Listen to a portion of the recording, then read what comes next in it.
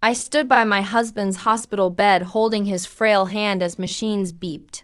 Softly around us, his breathing had become shallow and the doctors had told me the end was near. I kissed his forehead, gently whispered, "I love you," and told him goodbye through a cracked voice and tears that wouldn't stop falling.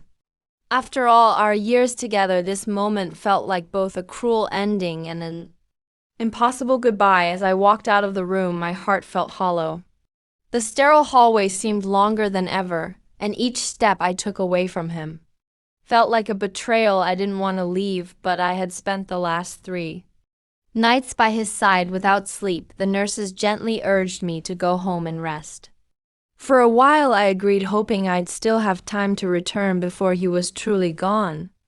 Just as I turned the corner, my body heavy with grief, I slowed near the nurses' station. I didn't mean to overhear, but the sound of my husband's name made me pause. That's when I heard something I wasn't prepared for, something that shifted the ground under my feet. "He's been asking for her every hour," one nurse said softly. Even when he couldn't open his eyes, he kept mumbling, "Her name, I know," another replied, "and he asked us not to tell her how much pain he's in. He didn't want her to suffer more than she already is."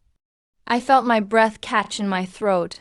I leaned back against the wall, stunned. My husband, my dying husband, had been shielding me even in his final hours. While I'd been trying to be strong for him, he had been silently enduring for my sake.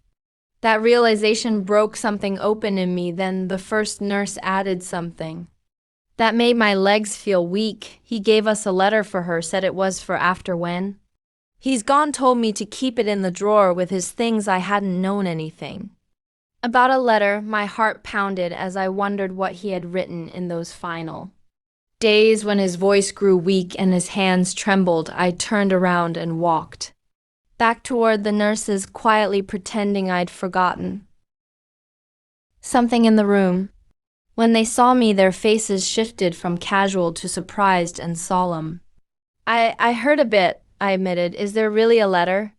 The older nurse nodded gently and walked over to a drawer. She handed me a sealed envelope with my name written in his unmistakable handwriting. I took it with trembling hands and sat down in the waiting area, staring at it for several minutes before finally opening it. The words on the page were shaky but full of love. He thanked me for the life we'd built, for standing by him even when things were tough, and for being the reason he smiled every day. He wrote that he didn't want me to carry guilt or sadness, just the memory of his love.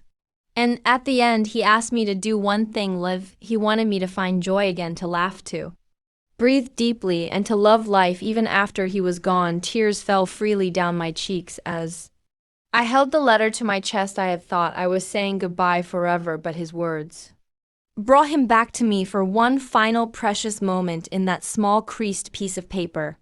His spirit lived on. I went back into his room. He hadn't passed yet, his eyes were closed. But I took his hand and told him I got the letter. I told him I loved him again, louder. This time I think he heard me. His lips twitched slightly, almost like a smile. I stayed until the very end, never letting go of his hand. The pain of losing him was as real and raw as I had feared, but the letter softened it. It was his final gift, a reminder that love doesn't end with death. Days later, I framed the letter and placed it on my bedside table. I read it every night before I sleep. It gives me strength, it helps me breathe, and slowly, day by day, I'm learning how to live again just like he wanted.